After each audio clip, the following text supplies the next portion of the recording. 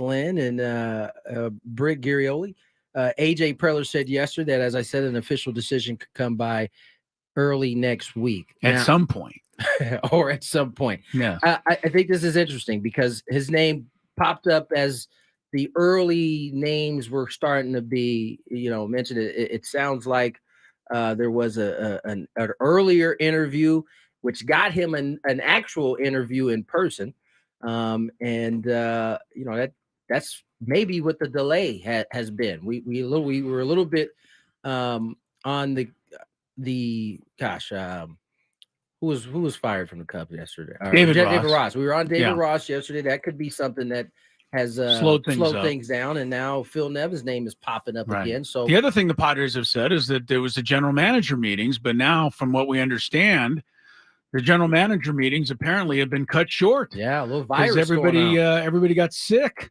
I talked to. So I'm kind of happy we didn't go to the general manager meetings this year. That worked out okay. I talked to John Boggs, who's one of the agents that was out there. And he said that he was on his way to the big GM meeting when he got word that it was canceled. Because this stomach virus has gone around and kind of taking some guys out. So So the new thing business as usual. I hope it doesn't take over the world. Yeah, stomach virus. Everybody look out. Lockdown. I'm not even going to go into lockdown. Thank goodness this isn't a COVID thing. Because if it was, then everybody would go panic. Yeah, no, we're gonna like pretend like we didn't even bring that up right now. Yeah, no kidding. Let's just keep it moving. Yeah. One of the things that I've heard out that way from folks who are covering it down there is that talk amongst the GMs out there, and this is. And the caveat to this is that the GMs, this is just their thoughts. There's been no formal conversations at all, from what I've been told. But the Soto thing, his name is bubbling up quite a bit in those GM meetings. There are GMs out there that think that the Padres that he can be had. That think that he can be had. Now, whether that remains to be true, I wonder how true it is, right? Because my thought had always been like, you're going to need him to make a run at a world title, right? But if the $200 million limit if that's accurate, right? And now with the openings that you have in terms of the starting pitching that you get 3 of those now. You need a closer. You need you need bullpen help. Yeah, right? You need bench help. You need first base or DH. And that's not even to count the bench in the DH. Those are all just new developing things. Yes, you could need a center fielder if you don't re-up with Trent Grisham. Now, listen, this is why AJ's paid the big bucks, because you have to be creative in these situations. But how creative can you be? Or is the only move really at that point to then move a Juan Soto? As much as everybody knows, it would be terrible to see. You'd be heartbroken to see him go. To see somebody like that. I, of course, would not be heartbroken to see him go. But I would think it would be addition by subtraction. And I think, but you've got to make sure you get an unbelievably nice deal and a great package in return. And I know people are saying, well, maybe the Padres won't be able to get the same that they gave up to Washington to get him in the first place. But if his name is bubbling up as much as people say it is, hopefully you can create a little bit of a bidding war out there. You know, if the Yankees want him, okay, what are you going to offer us? If the Cubs want him, all right, well, the Yankees are offering over here. What are you going to offer? I mean, hopefully you can increase the package by playing some teams against each other. I don't know. As good as Juan Soto is, he can't play all of those positions and he can't do all of those things. There is. So if you can kill 2 or 3 birds with one Juan Soto stone, I think you've got to consider it. Yeah, and that's again, that's to me, if the mandate is actually true, that they have to get to 200. If the 200 is accurate, and we don't know 100% because last year, I mean, we honestly thought the Padres were off the board. They had spent everything they could possibly spend. And then the next thing you know, Xander Bogaerts was coming in. Exactly. So, and that's why I keep going back to. That's right. You can never know for sure exactly what AJ is going to do. AJ seems to have a pretty good. Well, he seems to be in pretty good stead with Peter Seidler, considering everything that's happened and where AJ Preller still is. I think Peter Seidler is, I hope he's not blindly devoted to AJ Preller, but he's certainly devoted to AJ Preller. He believes it. And it wouldn't shock me if AJ Preller walked in and said, hey, we need to do this. Peter Seidler said, we don't have the money to do this. And AJ Preller said, we really need to do this. Peter Seidler would say, well, all right, I'll figure out a way to do it later on. Let's go.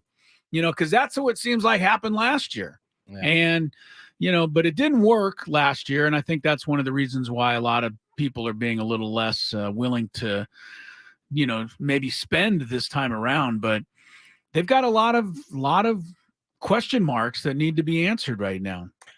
Skraby, your tirade. What do you got? I don't know. You forgot? Yeah, forgot. No, he doesn't want to talk now. He's hurt again. I'm not hurt. Just trying to figure out everything over here on the tech side, but I do want to read this from Vito on the stream. What's Vito got? Vito said, talking about Juan Soto, could you use him for a title run? Absolutely, but your roster can be completed with the payroll flexibility, which might even be better for a World Series run. I'm not saying I want him traded, but ... It's a good point, and that's ultimately, if again the $200 million mandate is real, that's something that AJ and his staff are having to toggle with right now, because where's his value at its highest? Is it now? Is it right? Probably, because listen, if you move him now, a team at least could say, even if they don't have a deal, they could at least say, well, we get him for a whole season. True. Whereas but his value will be pretty high at the trade deadline if the Padres aren't in the running, and I'm hoping that the Padres are betting that they will be in the running, right? Especially if they keep Juan Soto until then. And what is a move like that mid-season? Even if you're bringing in all of the things that you could ever want at that time, is it as simple as just plug and play, and everybody just does what they hasn't been the experience. Yeah, so far. It doesn't work as easily as you think. So as you might think. Good point, Tony. Is now the time, right? Because of some of those things that we've seen play out, or do you just hang on to him and you try to piece together? I think that part becomes harder with him on your roster. Right. I don't think you can go wrong necessarily either way. Yeah. But it is still going to be a gigantic decision to make. And, there's a lot of people who say out there, the one thing I don't want is to lose Juan Soto at the end of next season and get nothing. But you know what? I don't care if that happens, as long as Juan Soto helps lead the Padres where they want to go next season. Right. I mean, if they win, the National League pennant next year, and then Juan Soto walks away and you get nothing, is that still maybe going to be worth it? I think it might be. Yeah. So I don't know that that's, necessary. You don't have to get something. I mean, a lot of people get to this point with players like him and go, well, you got to trade him so you get something in return. Right. But then you don't get his services. Right. To help you get where you want to go. And then you're constantly kind of in a rebuilding type mode. As Scotty B said yesterday, the only just a reminder to the Padres, he's the only 900 slugging or OPS guy you have. That's why he's so good. Yeah, that's why he's so good. He can fit that in there. He didn't just put that in there. He slyly put that in there, but boy, I sure caught it. Felt like when he said it, there was like blinking lights going off. Just a reminder, this is how much he's going to cost. Yeah, those are just some thoughts as I heard that over the last couple of days about his name being, brought up by other GMs. Mm-hmm. It just got me to thinking, like, he's, as I said, he's one of the best young offensive players one of the best offensive players in baseball, period. But because of the new holes, like, it was different when you thought you'd have Martinez, you may have Lugo, you probably were going to lose Waka. And as it seems to be, moving it further into free agency, and you're starting to feel like you're starting to really think that none of those pieces could come back. right? Now you're feeling a little bit more than what you thought you were going to have to feel going into the offseason. Yeah, there's a lot to do. At least from the outside looking in. Maybe the Padres knew all along that, and likely knew all along how that was going to play out with Nick, with Waka, with Lugo. Maybe they already kind of foresaw. Well, I would think that any decent organization, and Right. I do think the Padres, despite a lot of people's criticisms, ours included, are still a decent organization. And I can't believe that AJ Preller would go blindly into this offseason not having thought of all of the possibilities. This is a guy that only sleeps about 8 minutes a night. Right. And calls people at 2 a.m. to, find out what's going on. Yeah, so the Padres, I'm pretty sure he's gone over every scenario a few hundred times. The Padres definitely knew this was going to be the path. Now, I think now it makes the question harder. I think, do you keep Soto moving forward, or is now the time to move? And only time will tell. Short show, as I said. Padres Pen Pal. We get to hear from some of our listeners here in today's show, a Daily Gamut, a Big Five, Chris versus the fans. We also have a Gwynn and Chris NFL Pick'em. More Gwynn and Chris when we return. Don't have time to listen to an entire fan talk show? The Odyssey app's chaptering feed.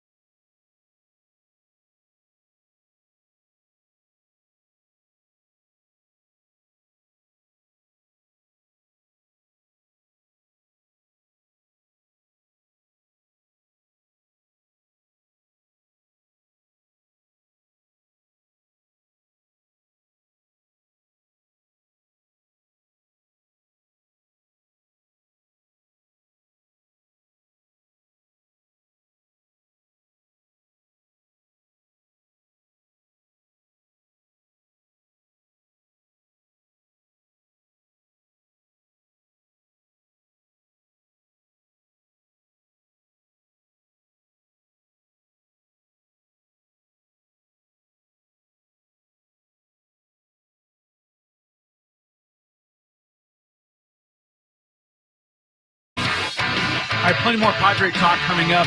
We have our Padres Pen Pals in the next segment, about 10 minutes from now, so stick around for that. Gwynn and Chris underway Thursday afternoon, 97.3 The Fan, and, of course, streaming on the YouTube, 97.3 The Fan channel. Make sure you subscribe to that channel. Very simple to do, and I can say that because I was able to do it. So if I can do it, so can you. Make sure you get locked in so you can watch not only Ben and Woods, but our show as well. The coach and Braden are not on the YouTube stream. No. So I'm not neglecting to promote them here. Yeah, it's just that you can't watch their show because they're not on the stream. But we are on the stream. Ben and Woods are on the stream, and we've had a great response on that. So we welcome all of you that are watching and contributing to the chat during the program here. Do you guys know who Sheng Tao is? There's no way you would know. He is the mayor. Sheng Tao. No. Sheng Tao. He is the mayor of the city of Oakland. Okay. He is a very hopeful fellow. I like hopeful fellows. Yes, you do like hopeful fellows because you're the type of guy that always sees the rosy side of the street. Yeah. Sheng Tao is probably going to be disappointed, though, this time. He sent a letter to 15 owners in Major League Baseball outlining why they should all reject the A's attempt to move to Las Vegas. Only 15, huh? He picked out the 15. I guess he picked the 15 most, likely to come likely to help him. John Fisher, of course, the owner of the A's, is pretty much all set to move the A's to Las Vegas after 55 years in Oakland. That's just sad. The owners' annual meetings, unless there's a stomach virus, will take place next week in Arlington, Texas. And the A's relocation vote is expected to be held at some point during that session. Tao's letter reiterates many points the mayor has been making since April. And basically, the people in Oakland are claiming that they've done everything they can to keep the A's, and it's just a rogue owner who's moving them. The rogue owner, for his part, says the city of Oakland did not take care of any of the things that they promised. So he wants us all to be on his side. I would hope that Sheng Tao is successful here because I would love it if John Fisher somehow had to keep the A's in Oakland or was somehow – can the owners – no, they can't, right, Tony? I mean, can the owners vote to oust him as owner and put in new ownership that would do everything they can to keep the A's in Oakland? Can the owners do that? I think that's the only way. That's about the only thing that can save them at this point, yeah. So it's not likely. The Las Vegas A's should be beginning play in the next few years, but that stinks to us. I mean, I'm not trying to give false hope, but that thing still has to pass. There's some hurdles that still has to pass. You think there's some hope? There's some hope for Sheng here. It's there's a crack in the door. All right. Well, I hope it happens. The letter apparently was sent to a mix of large market teams, Yankees, Red Sox, Dodgers, also smaller market teams such as the Tigers, Mariners, and Dick Monfort. So you want to get him on your side. He's the owner of the Rockies. I know. I could see why Dick would not like it. That's kind of right near his region, isn't it? A little bit closer. A little bit closer. Las Vegas creeping in on his territory there. You know who's most affected by Oakland? Could be most affected. I don't know how it's going to actually happen. It's probably the Dodgers. You think? Dodgers and Padres have a nice little. Especially the Dodgers have a huge fan base in Las Vegas. Oh, in Las Vegas. Yeah. Okay. Yeah, that would definitely go away. The Padres used to have a bigger one because their minor league team was there. They both have had minor league teams there in Vegas. So all right. Well, best of luck to Sheng Tao in his efforts to keep the A's somehow in Oakland. We are headed towards NFL football tonight. Certainly not the game of the year. It's the Bears and the Panthers. I can only promote it as much as we can promote it. I'm excited. Okay, well, to this. All right, Skraby. Yeah, Bryce Young, why not? I want to actually bounce back. He just watched CJ Stroud. Like, everybody's talking about him being the best. Yeah, I don't know if he's going to bounce back, but I want to see what he has to offer. I mean, not CJ Stroud. You mean no, I'm saying everybody's talking about CJ Stroud. Right. And saying that Bryce Young's a bust and stuff like that. Bryce Young would like to get something positive Bears done. is a good team to do it against. The thing that is interesting about the matchup, I guess, if you're trying to find something, is that Bryce Young is the #1 overall pick. He's a rookie quarterback. He's going up against another rookie quarterback who wasn't drafted at all. That's right. So it's don't get outplayed, man. Don't get outplayed by Bagent. I mean, a guy that wasn't even drafted. I think he actually just got cleared in Fields, but they still are going to start. They're starting Bagent. Yeah, that was the word yesterday from the Bears. So the also word from Cincinnati is that Jamar Chase will not let you down, Skraby. He is mentally preparing as if he will play this weekend. That doesn't mean anything to me. Against the Houston Texans. What is he thinking about? His 80-yard bomb he's going to catch or something? Well, I mean, just the fact that he's going to play. I mean, he's got a lot of discomfort in his back after falling hard in that victory over the Buffalo Bills. But you need him. Don't know. The Bills? No, the Bengals. They're playing the Texans this week. They're going up against CJ Stroud and company. The Texans are a lot better than we all thought they were. They are. They're 4-4. I think they're 4-4. A great job. They're doing well. Again, he should have stayed and learned another year under Kyle Shanahan, and he did. Stay a coordinator, Mr. Ryan. That's what he chose, though, and I thought it was a good decision because not many people think about it that way. One other note on the Bengals, T. Higgins did not practice today. He was limited with a hamstring injury. So the Bengals, both their wide receivers are a little iffy for this game on Sunday. And it's only going to get colder against Houston. Hamstrings and cold don't work. Chris, I have a chat that I want to stream that I want to talk about real quick. It's Yeah. from Johnny. It says at Skraby. Oh boy, thank you, John. Tell Mr. Ello he needs to close his glove when the ball reaches him at first. Yeah, thanks, Johnny. Does Johnny know Mr. Ello? Yes. Johnny's in the league, in the softball league.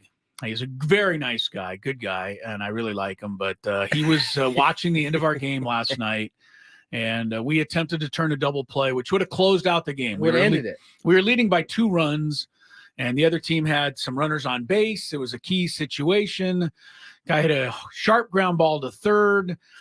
Good throw from our third baseman to our second baseman. He turned and fired a low ankle-high throw to me at first for the double play that would retire the game, and it went in my glove and popped right out. Oh, so the old Ram guy. I was not pleased by that. Fortunately, was that you in the middle of it? It was similar. I told Johnny that those ankle throws can get you sometimes. Yeah, man. I didn't have time to get I didn't. Softball is a bigger ball. Yes, it and is. so if you don't catch it right, it can pop out, and I didn't have time to react. Anyway, I dropped it. But the next guy flied out, and we won the game. So I was pleased by that. Saved by the fly out. I was saved by the next batter. But, it was, it was not a great moment. What can I tell you? And Johnny was quick to point it out after the game, and I really appreciate him pointing it out again on the radio disgusting. so that everybody can hear it. The first baseman on the other team last night, whose name I do not know, and I apologize for that, was giving me also a hard time after I got a base hit and I was on first base about me losing my keys earlier in the week. Said he loved the key story. He said he was, I'm on base. I'm all excited. I had a nice clean hit there. And he comes over and he goes, "Hey, heard about your keys." Oh, that's hilarious. So he was all over the key story. Yeah, but that's he amazing. said he was actually laughing. He thought it was pretty funny. And he said he was glad I got my keys back. I actually don't have them back yet. Still waiting. Tomorrow, maybe. I don't know. I texted the guy in Portland who found my keys today.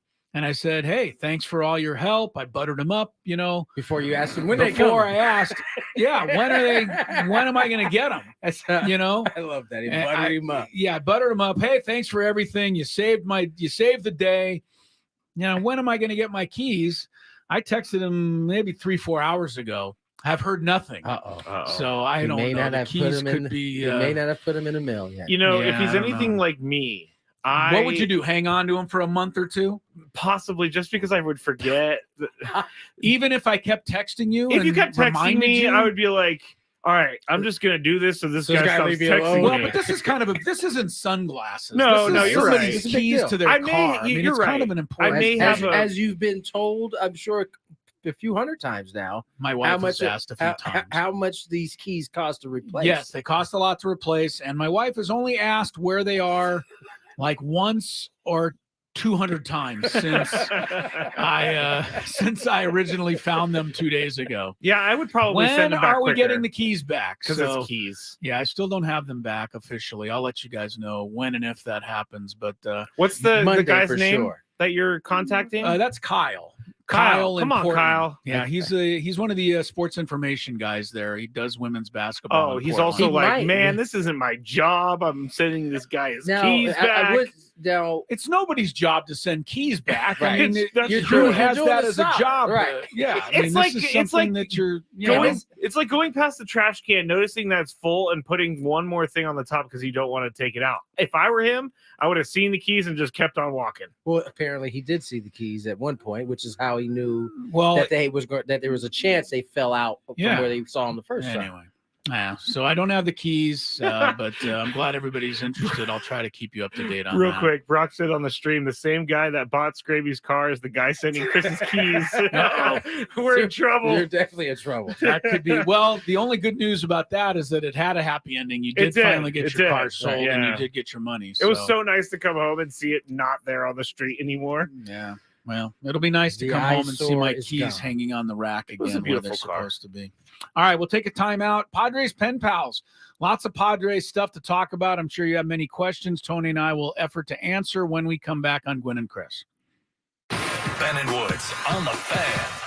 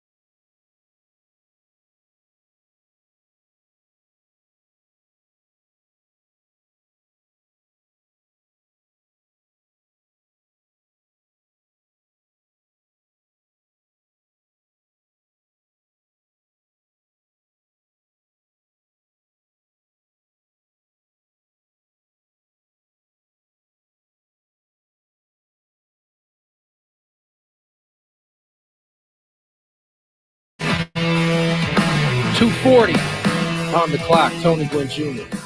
Can they hear me? Check 1, 2. Okay, I'm on. 2:40. Tony Gwynn Jr., Chris Ello, Matt Skraby. Got a Padres pen pal. It does seem like the stove is warming up. Not necessarily for players, but some managerial movement. We've had a couple signings in the last couple of days. One that seems to be on the way, perhaps by early next week. And then the GM meetings the winter meetings are when? In the winter. Oh my gosh. No, I think they're like the second week of December. Let me check, but I think first or second week. That sounds like the Padres will have a manager in place at some point. Yeah, that's where that answer. True. It's the winter. Thank you, Skraby. I'm very well aware that it's in the winter. I'm trying to look in GM meetings, winter meetings, December 4th through the 7th. It's okay, the first week of December. All right, so I think you probably have some player. You could have some player movement just before then, and then you could expect. Well, at least last year, business was booming at the winter meeting. So we'll see where that gets us. All right, Scrape, you ready for your Padres pen pal play? I sure am. Let's do some Padres pen pal. It's time to ask the experts, Padres fans. I was hoping maybe you can bring a little insight into it. Write us, tweet us, Facebook us, send a carrier pigeon for Chris. He thinks they're cute. Padres Pen Pals begins. Hurt the pelota big time. Now, 97.3 The Fan. All right. It's been about a month and a half maybe since we did our last Padres Pen Pals. My inbox was full of people who are in the same boat as me, which is panicked, a little concerned about this manager situation. Yeah, just call it panicked. So I'm going to we're going to do the first ever stream Padres Pen Pals question because this is a good one. So it's coming off the stream. Is that what that means? Yes, from Michael. So I'm going to put this up on our stream. Shout out to Michael. But it says, if you could poach any manager, who would you poach? Do you think Boone could be available to poach given his SD ties and the Yankees GM going off the rails the other day? You start, Tony. Oh, I got to go first? It's Thursday. I'll go first. Okay, go ahead. But I'm going to steal your answer. Yeah, no, you're going to steal my answer. So do you want to go first? No, go ahead. Skip Schumacher. Oh, yeah. That's what I've been talking about the whole time. That is true. I mean, that's not really out of left field. The guy's family's in San Diego. He has great ties to the organization. Should know all the younger players. Have knowledge of them and familiarity with them. Probably going to win the Manager of the Year award, so that gives him some pretty good credentials coming in. Should.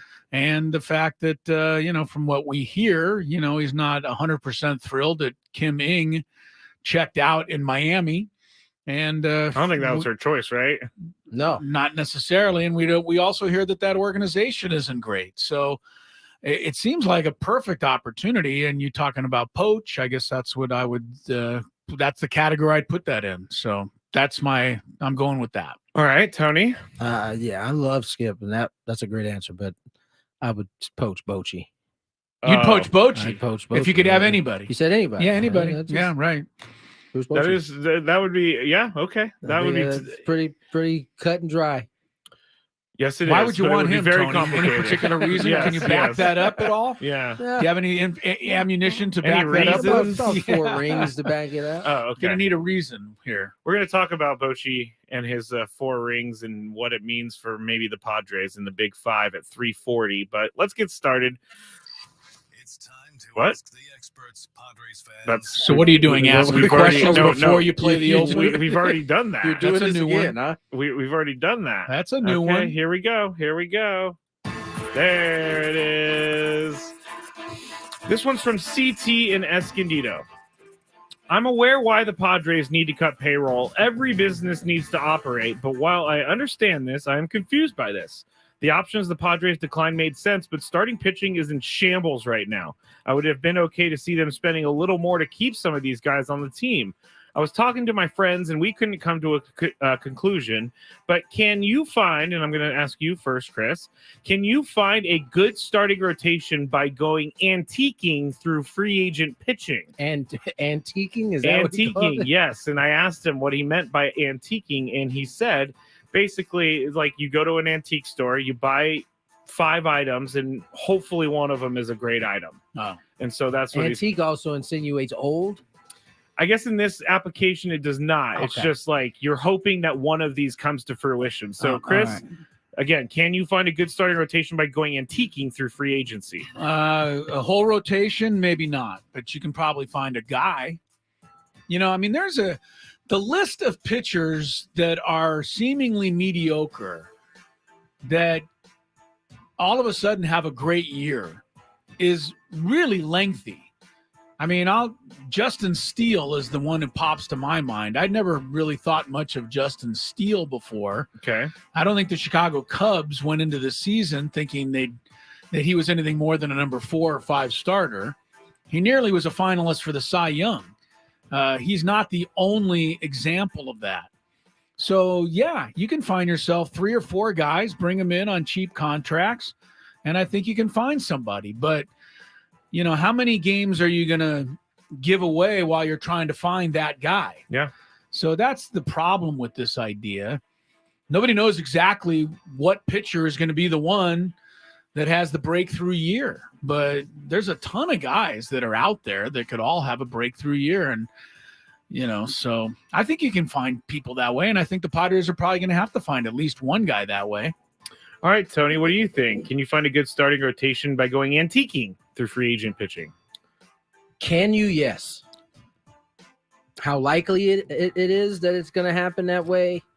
I think it is. It happens. It doesn't happen a lot that you catch one of those guys. Justin Steele is an interesting example because I don't necessarily look at him as an antique. Yeah, I know. Because we got to disassociate the word antique with the action of antiquing. No, I am, because Justin Steele's not old by any stretch of the imagination. No, but he was kind of a guy who was building up to this. Maybe not in the same way that Joe did in the previous years before he became a Padre, but you saw Justin Steele getting better in that rotation, and he had been in it for the Cubs rotation over the last couple seasons. So, but to find honestly, going out, getting a guy like Lugo and Waka, that's like high end, and the Padres got it right. So, you can have faith in the fact that when they had to go, quote unquote, antique shopping, they hit on those two guys. Right. Yeah. So, yes, it can be done. I don't think it happens frequently. Like, you're rolling the dice again. You got to go in that antique shop. You've already used your good luck. Your good luck just happened. Just happened to be on a bad year, but it does give you some faith that if they are going to go antique shopping, they can get it right. Good question, CT. Thinking outside the box there. I just got a message saying that we should start the hashtag Poach Boach. So I like that one. Poach Boach. All right. Next one is from Robin. Robin writes in, I am not quite to the scarin level of worry about the Padres manager. I don't like it how scarin is becoming a thing. It's becoming a thing. But I do agree with Skraby. This is for those tuning in for the first time, scarin is a reference to Skraby's name being combined with that of him being called a Karen. Yes. I just not want a Karen. everybody to be clear. By the way, I was called a Karen for trying to complete a service that was scheduled. That's what I was called a Karen for. I don't understand. You know what came to mind yesterday?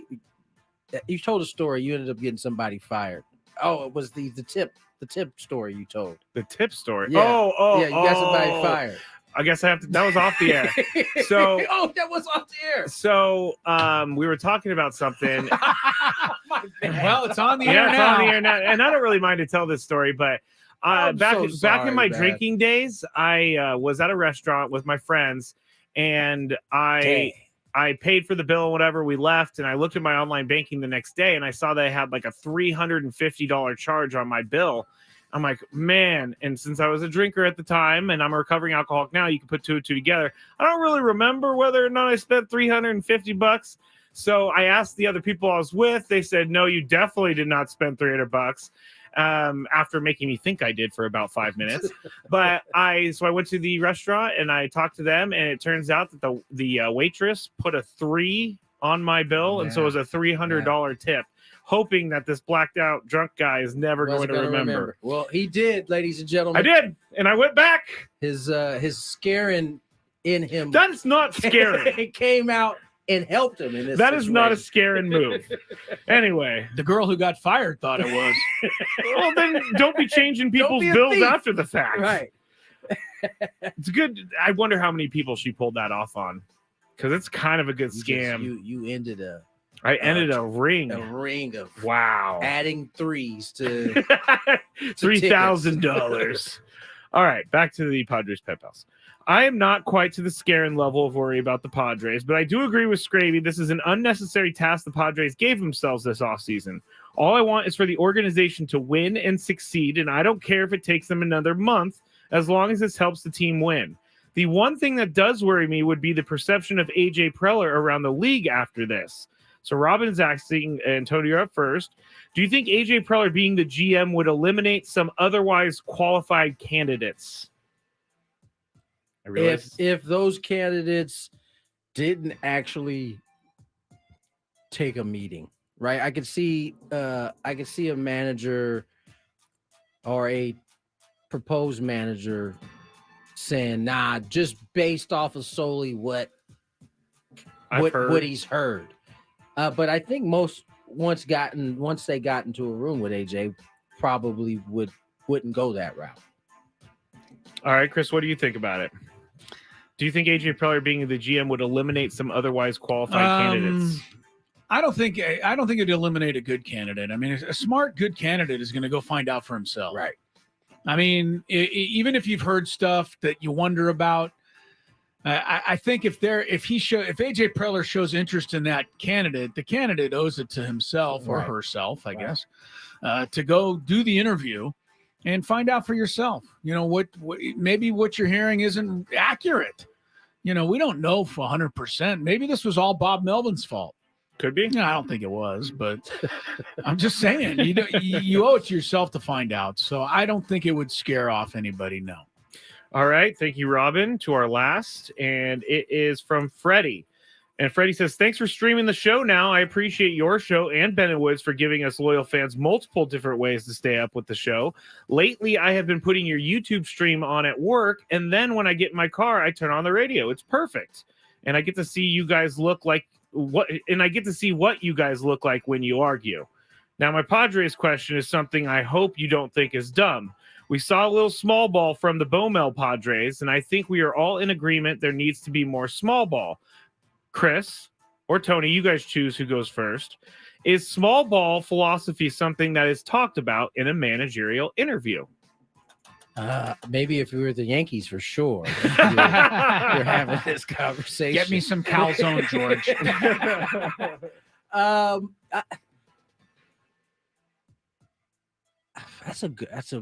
It's a weird question, but I understand it, right? So, is that something that comes up in a meeting? Like, is it like does the manager go, or does AJ go? What is your philosophy on small ball?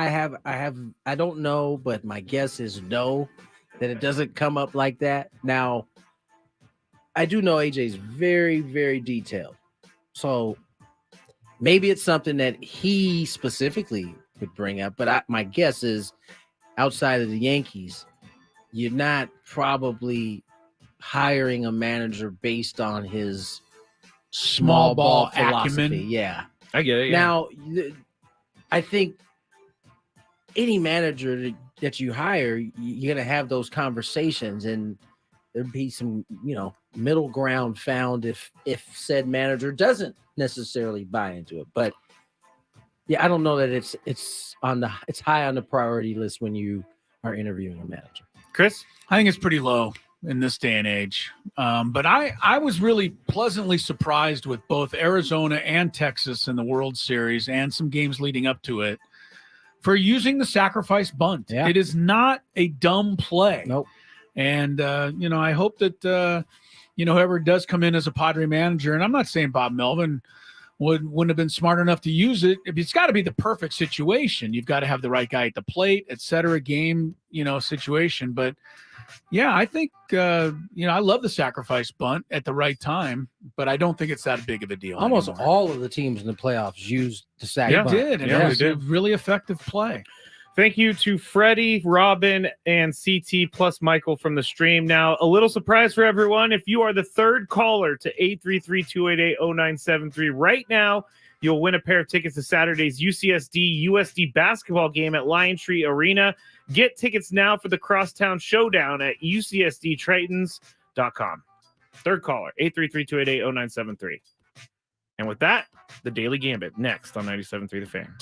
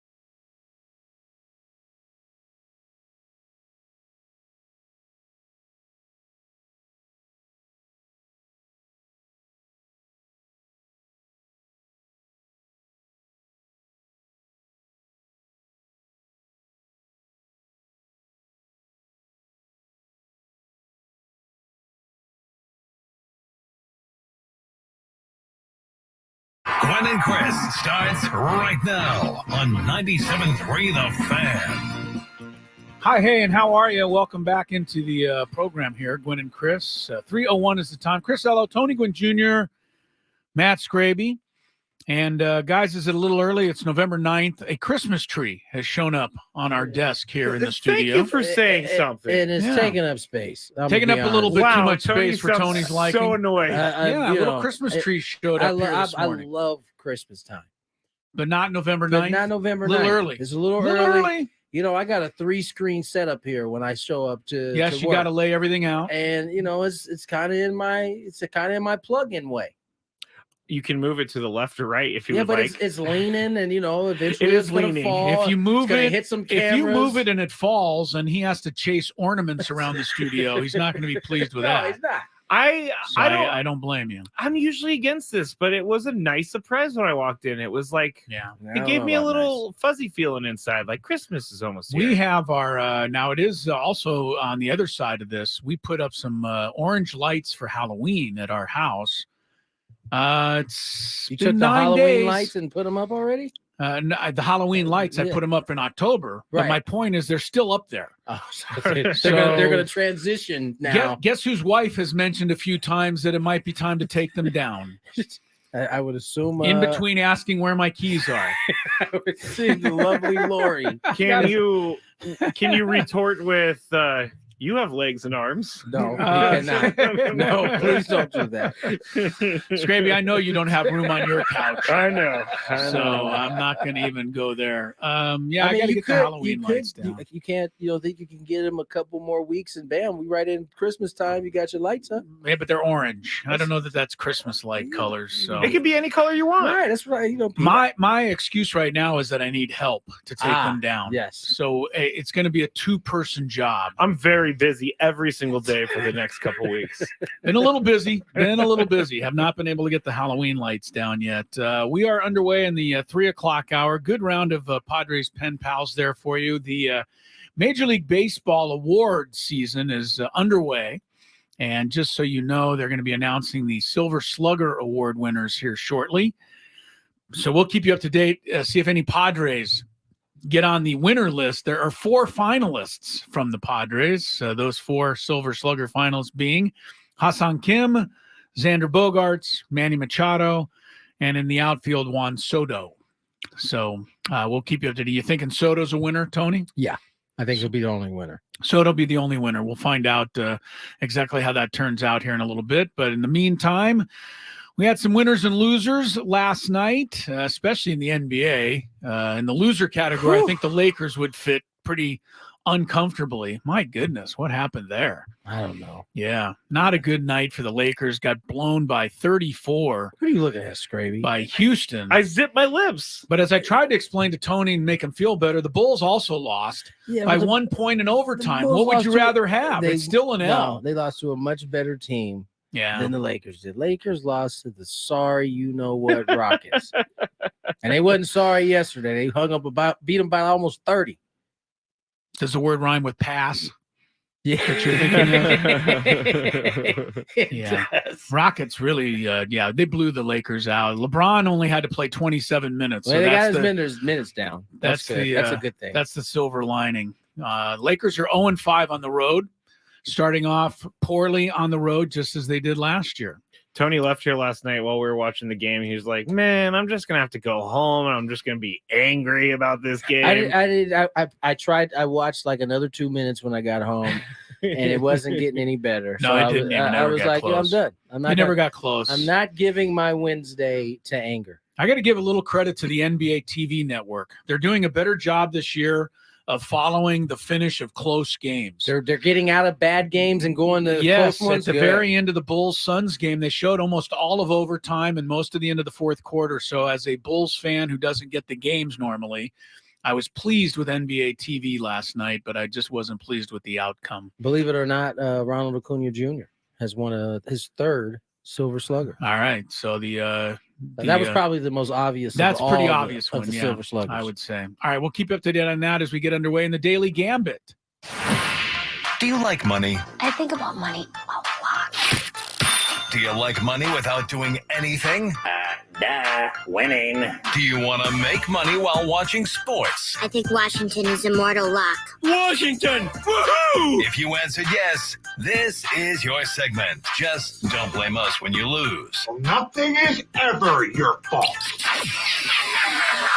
It's your game. Take it. Gwynn and Chris go through the top bets of the day in The Daily Gambit on 97.3 The Fan. Daily Gambit's our daily sports betting segment here on Gwynn and Chris. Please, everybody, gamble responsibly. We'll get into the bets we made last night in just 1 second. This is a late edition to Padres Pen Pals, but it has to do with the rotation. Guys, is Pedro Avila ready for a rotation spot? Avila. I always forget. Yeah. No. What do you think? No? He started a couple times last year at the end. Had some moments. He did have some moments. He had some tough moments too. I'm a lean towards no with a possible maybe. All right. Chris, you have any? Yeah, it's about where I come in. I'd rather have a Michael Walker or Seth Lugo in that spot like I had last year. Right. But not giving up on a Pedro Avila. All right. The Padres may need some young pitcher that we don't know who it is right now to kind of come on and pitch for them next year. That is a real possibility. That could be the outside the box thinking if you don't want to move Soto, right? Like you would have to have somebody in that minor league, so more than just somebody, a few somebodies that we don't know right now. Right. Yeah, you got to have some people in mind if you're going to keep Soto, because you're not going to be able to populate the rotation with 3 established guys. Yes. Thank you, Travis, for that. Thanks, Travis. Next time, get your question in on time. He said, thanks. I'll hang up and listen. Yeah, get your question in on time next time. Oh, wow. Jeez. That's right. That's right. The show's moving along like clockwork here. I guess so. Last night, we bet on the Bulls and the Suns. The Bulls were 1-point favorites in this game. Chris and I chose the Suns. Tony chose the Bulls, and the Suns won, and they covered 116-115. I have a quick note on this game, because when we bet yesterday afternoon, the Bulls were favored by 1. By the time we went, yes? I'm sorry. I have to point this out. What's bothering you? They're doing silver sluggers. You got Yonder up there right now. Yonder Alonso right now. And you got Verducci.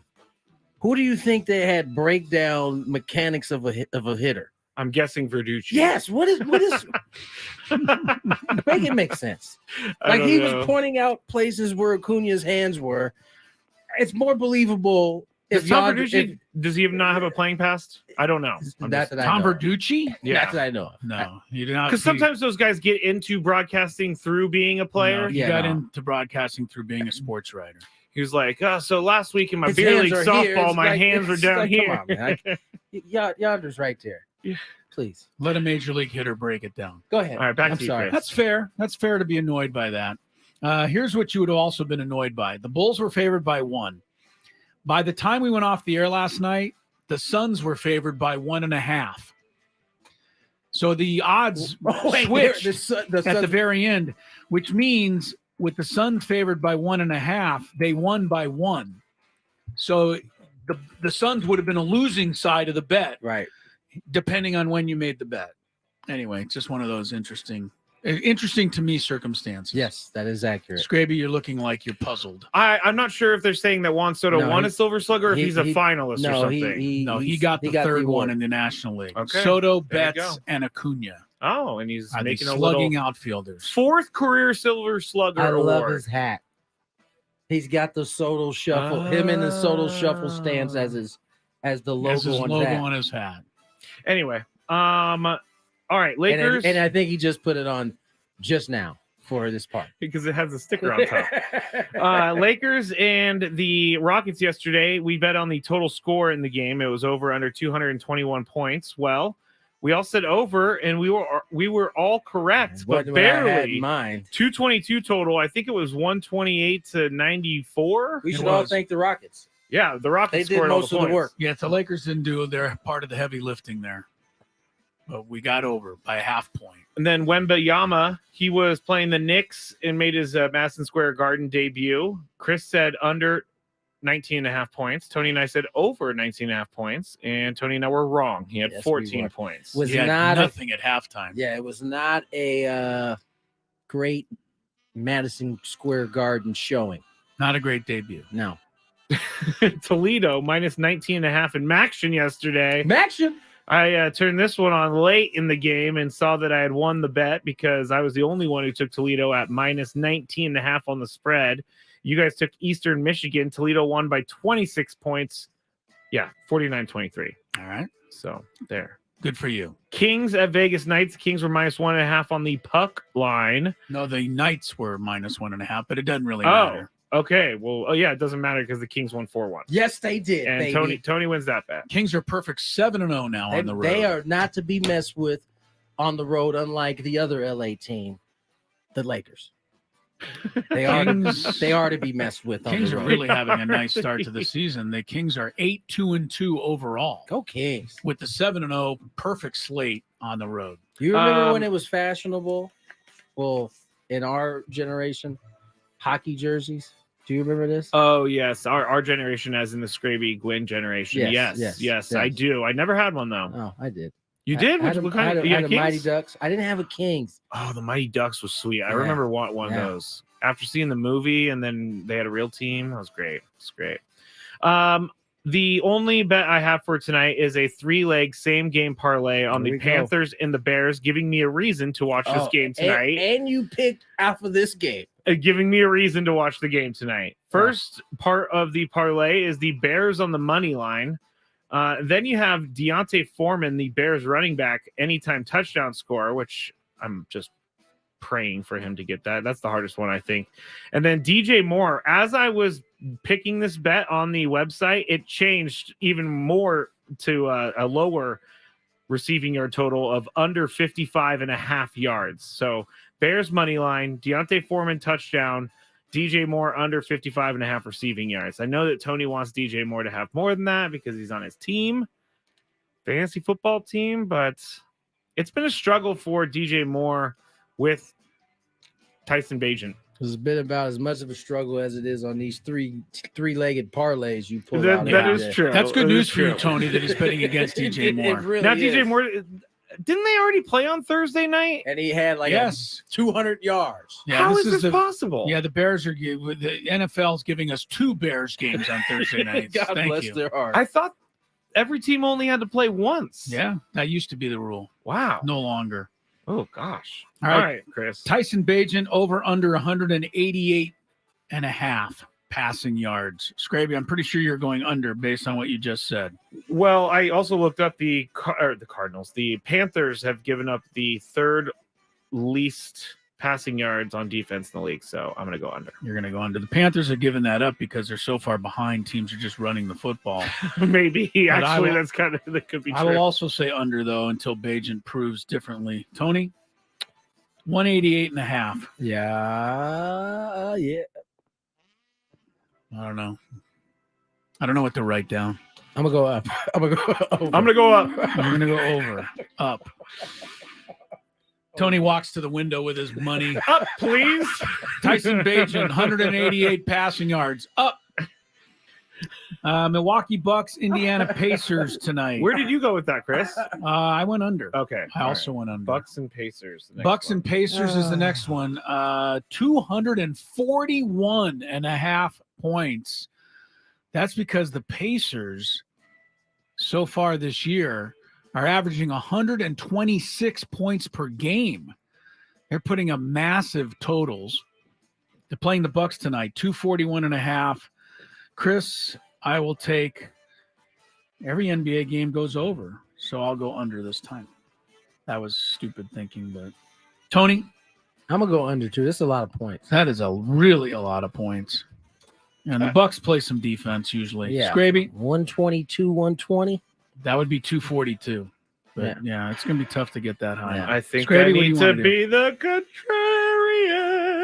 contrarian. Okay. Just to be a contrarian. Over. This is why you lose bets. College football tonight. Louisville, 20.5 point favorite at home over Virginia. Louisville's having a nice season. I believe they're ranked right now. Virginia's somewhere. had a tough season because I believe they had some of their players last year killed. Yeah. And so I know that they're having a tough year. That did not help. They did have an upset win over North Carolina this year, though. Oh, they did. Virginia You're right. did. You're right. But overall, they're 2-7. Louisville's ranked 11th, and they're 8-1. I think one of the guys who was involved in that, who was shot, I think, scored a touchdown the first game of the season. So. Yeah, that's scary. Louisville at home by 20.5. Yeah, I'm gonna go with Louisville. Gonna go with the Louisville. Give the points. Thank you, Tony. Skraby, what about you? Louisville. I'll make it. I'm telling you, make it a clean sweep. I went to Louisville one time. Was in a restaurant, called it Louisville, and everybody told me that it was Louisville. Good. They were helping you, so you didn't sound like a jack. We'll see if Skraby wants to be the contrarian here. Kings at home tonight. Not on the road. 1.5 favorite over the last place Pittsburgh Penguins. Aye. Penguins are 5-6. We already mentioned the Kings are 8-2. Kings are a 1.5 favorite. I'm taking the Kings. I know Tony's taking the Kings. Yep. Skraby, what are you gonna do? Can't take the Gwynns, the Penguins. I can't take. They're them, called so the Pens. If you're looking for Pens. a shorter name. Well, the Gwynns. What? Yeah, they're not the Penguins. Gwynns. The Tony Gwynn, the Pittsburgh Tony Gwynns. God. No, they're the Pens. I'm gonna go with the Kings too. Skraby trying to be cool, and in doing so, showing just how not cool he truly is. I'm very cool. That was so corny. Yeah, it was really bad. It was. The Pens is not any better. Pens is what they That's are what they referred to actually are as, though. referred People to call as them that. the Pens. I'm I'm just sorry, saying they don't. we They didn't make certainly don't that call up. them the Gwynns. Okay, I agree. That's like Ottawa. They call them the Sens. They don't call them the Utters. In Toronto, they call them the Maple Leaves. Oh, my God. Goodness. All right. How many times do you think people want to punch me when I say that? I'm sure a lot of people want to punch you every time. One of you these say it. days, we're gonna. Don't say it, Chris, because someone's going to take your advice. I'm going to say one of these days we're going to graduate from the radio to where we are now on the YouTube stream to doing the show in front of a live studio audience. And when that day comes, you better have your head on a swivel. Because I think people will come out of the crowd and deck you.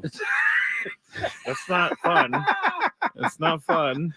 I think it's a possibility. All right, let's check traffic, then more Gwynn and Chris as we roll on towards 4:30. From the 97.3 The Fan Traffic Center, here's Vicky Pepper. This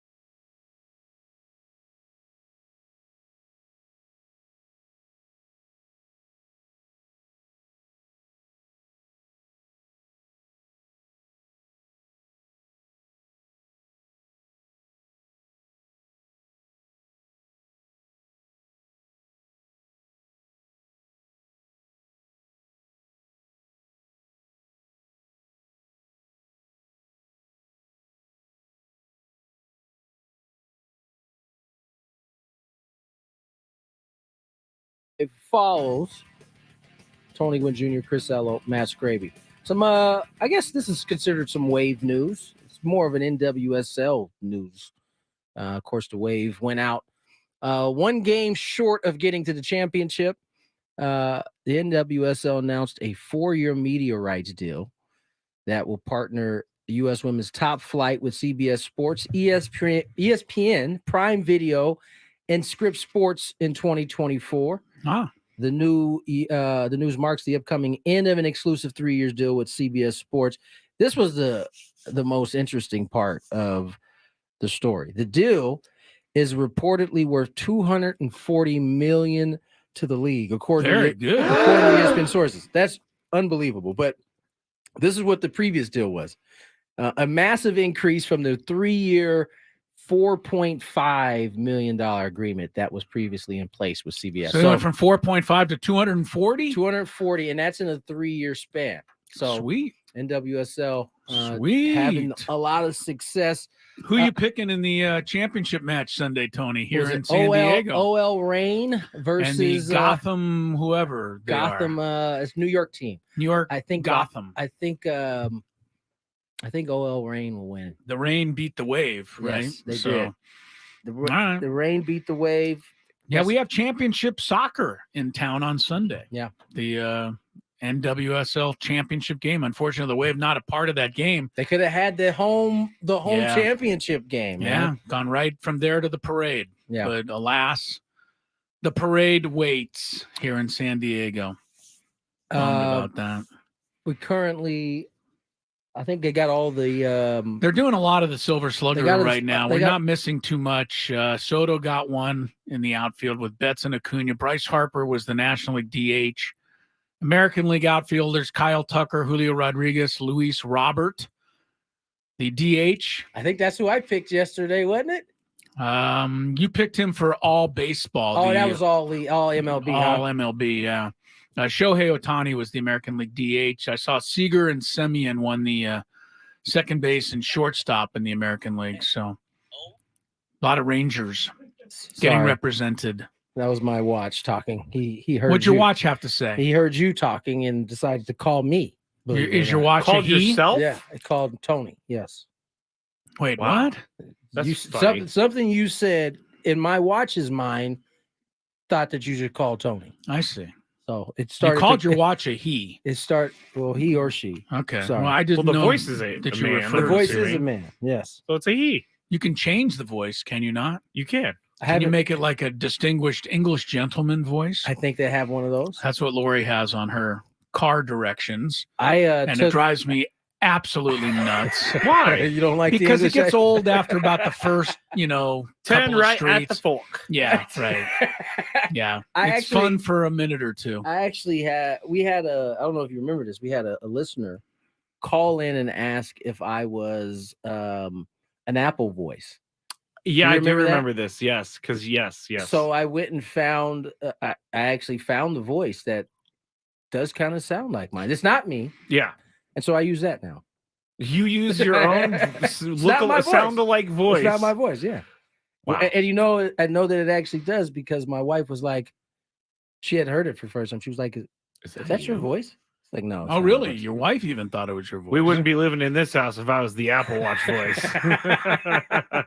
We are still waiting. Did you guys already say this to see if Manny won, to see if Hassan Kim won, see if Xander Bogaerts won? Yeah, Luis Arias. He's also a Silver Slugger. What position did Arias play? He played second. Second, so that would take Hassan Kim out of the running. Francisco Lindor is your shortstop. That would take Bogarts out of the running. So I guess the next position that they go to, assuming third base is next, we'll find out. If Manny gets it. I don't know. Really Austin Riley seems like the guy to me at third base in the National. Austin Riley. Yeah. He had monster numbers. Well, there could be somebody I'm overlooking, but off the top of my head, Austin Riley would be the one I would think. Well, we're killing. Oh, man. This is what they do. I was going to say, while we're killing 30 seconds, Tony, chat is asking how many hats you have in your collection. Oh, man. I have a lot. I don't wear a lot. They said over under. They're doing Daily Gambit chat edition over here. Over under 75 hats. Oh, under. I don't really have any hats. No. You just don't keep hats throughout your MLB career. Oh, you're talking about those hats? I definitely Any got, hat. No, you have a hat for each team you played for. You don't. You don't have like a Brewer hat lying around somewhere. Because when you're playing, like you go through so many hats, and I probably went through about 3 hats a year. What is the official situation in Major League Baseball when you play for the Brewers for 3 or 4 years? You're no longer a Brewer, right? Can you get a Brewer uniform on your way out the door, or does that belong to them? Or I mean, how does that work? A lot of times, honestly, it depends on how cool your clubhouse manager is. Okay, he could certainly within his right to charge you for the uniform. He could charge you for it. because they got to replace that, right? You take the uniform, your name, they gotta replace it. They gotta get the embroidering, all that stuff. Wait, so someone could be using a uniform that you've already worn? No. Like a jersey? Not. It's what I'm saying is it's their property ultimately. Like, you wear the jersey. At the end of the year. All right, gotcha. There are certainly most of the clubhouse managers I ever had would just give it to you. Gotcha, They're not trying to. I thought they were going to clean it, take out and then put it on someone else. No, but like for instance, the jerseys that they have. I mean, and that's the deal. Like they can always have them redone up anytime. But since I've been playing, now the uniforms are made by Nike, so. They weren't made by Nike when I was playing. So if I wanted a uniform, I couldn't get like an original uniform made by the ones I wore because they've moved on at this point. So you're under 75 officially. Under 75. So all of you over people, you lost. Yeah, no, I don't have that many hats. And you won't see that many hats. I wear like the same 4 or 5 Is that hats. one your favorite? The one you have on right now? Yeah, you can tell. It's a little beat up. And why is that your favorite? Is it the logo? Is it the fit? It's And what does it stand for? 24/7, right? Just you're going. You're just always on 24/7. Boom. There you go. Straight. There you go. I think I like this hat because it's black and white, so I can pretty much wear it with anything. Wear it with anything. With anything. Got it. I have a maroon one. You can't wear maroon with everything. No, not with orange. No. Doesn't go too well. No, orange doesn't go too well with. All right. Is it my turn? No, it's your turn. Oh, it is my turn. We gotta get the break. When we come back, Big 5 on the way. Previously on the John Cantera Show. And it said the Padres may be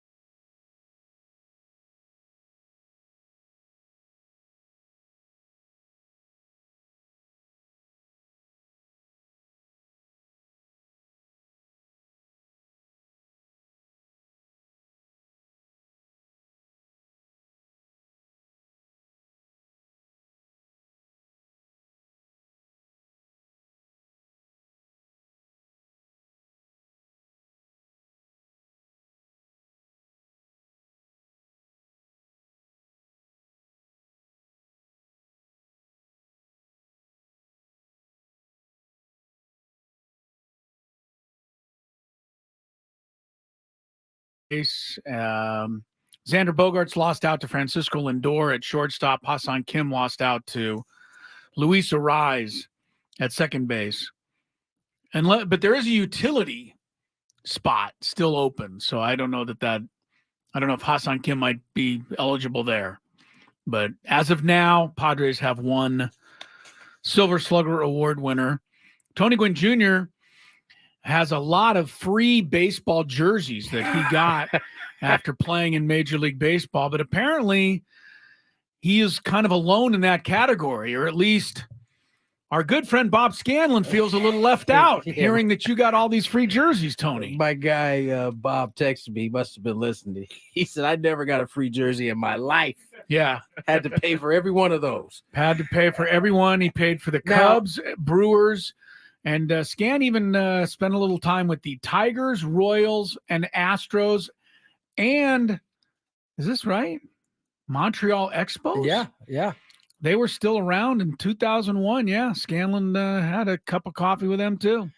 I will say so that's a lot of uni scan. That it could very well have been early in my career that I was charged. It was just taken out of a check, and I didn't. Oh, you didn't know? I didn't catch it. Your wife would have caught it, so that didn't happen. That's your wife would have said, "How come your check is $350 less this month?" That's about what those jerseys will run you too. I would think, yeah. Yeah. So I mean, Scan, hang in there. As I said, not everybody was as lucky as I was. Scan fits into that category. I want to know. Scan played for 6 different franchises. He only played like 8 games for the Tigers. He played only 9 games for the Royals. If you're listening, Scan, text Tony. How many of the 6 big league uniforms did you purchase? And if you were comfortable sharing this, how much was the price? I'm curious about that. I'm pretty Skraby sure wants to know how much it cost. About anywhere 250. I was thinking 200. 250. Those jerseys are not cheap.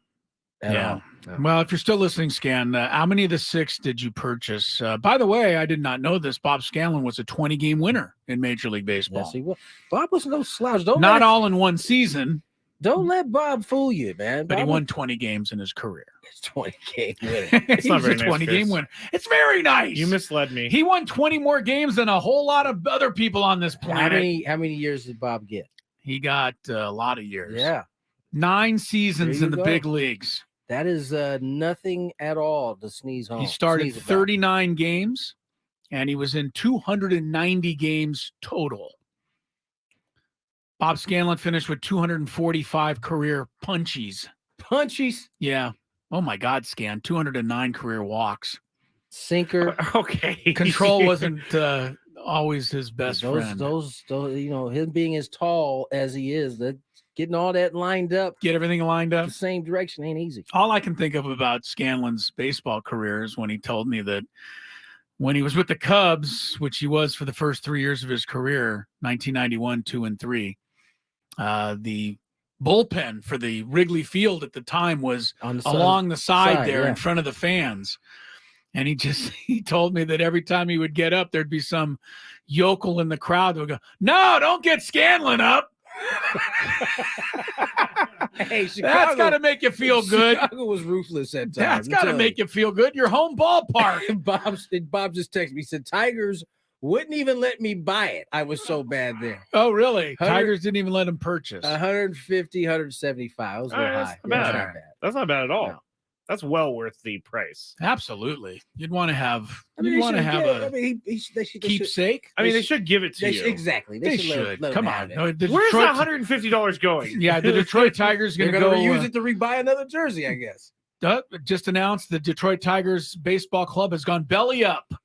They had to give out too many free uniforms. He says, I have at least one jersey from each. Except the Tigers. Except the Tigers. Well, you know what? We got to get a little Scanlon Tiger jersey fund together here and buy him a Tiger jersey. He's got to have one of every team he played on. Brewers, come on. I mean, the Tigers jersey is is kind of an iconic one. Yeah, too. He's got a Cub jersey, Milwaukee Royals. He's got the old Cub jersey, and he's got an Expos jersey and the Astros. That's Tigers. Tigers wouldn't let my man buy one. Everybody pony up $1 that's in the chat room today, and we'll get Scanlon now a Tiger now it's going to uniform be a Nike jersey, though. He's not going to even recognize Right, he won't have the official one. Yeah. It'll never happen now. All right, Skraby, you better go, Chris. Better go, yeah. Chris, Big 5. Sorry. This is my problem. Skraby's going to be pissed. It's just good that the Bob Scanlon story was very well worth it. It was fun. All right, check traffic we're off the hook then get rolling. From the 97.3 The Fan Traffic Center, here's Vicky Pepper. This report brought to you by SDG&E Company. 163 north at the 5 south, a collision on the shoulder. 78 east at College Boulevard, a grass fire on that shoulder. That might be catching some folks' attention, so use extra caution there. And 5 north at Birmingham, a wreck blocking the 2 right lanes. You're at a standstill from Sereno Valley. In peak wildfire season, as a last resort, SDG&E may need to shut off power in specific areas for public safety. Learn more about public safety power shutoffs at sdge.com/PSPS. I'm Vicky Pepper, in for Kelly Danick with Gwen and Chris, San Diego's #1 sports station, 97.3 The Fan.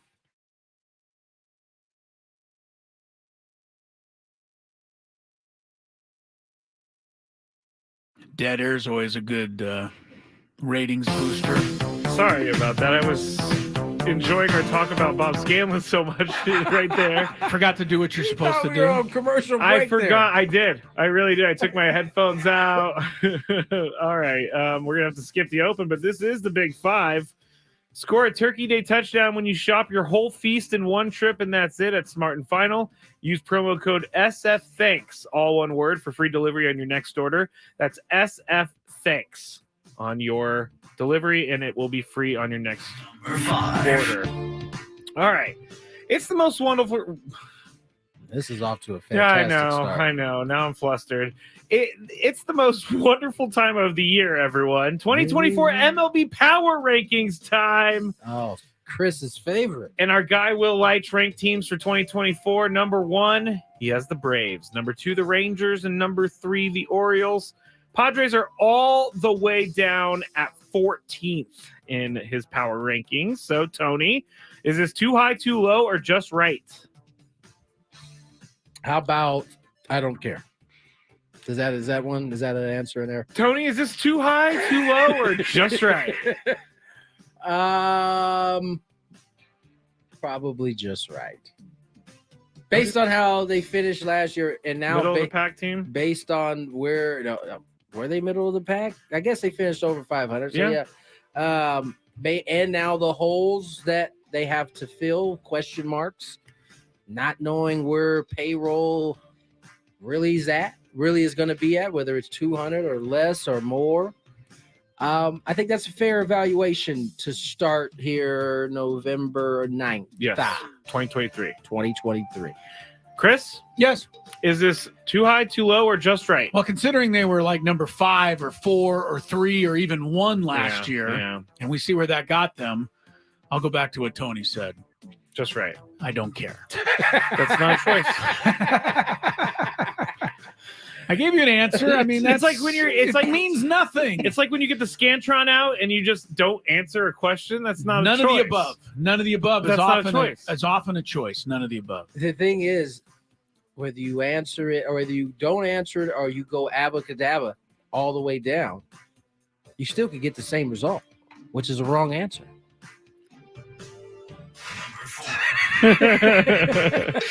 Former Cubs manager David Ross has spoken in an exclusive interview with Jim Henry of the Tallahassee Democrat in Florida, or Tallahassee Democrat, Tallahassee Democrat in Florida.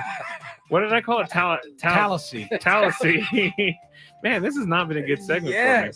Ross said that while he, quote, gets mad from time to time, he is more focused on the opportunity he was given to manage the Cubs. Quote, I think the thing that comes over me is that I'm extremely thankful for the opportunity. To be honest, there was a lot of people who worked really hard alongside me.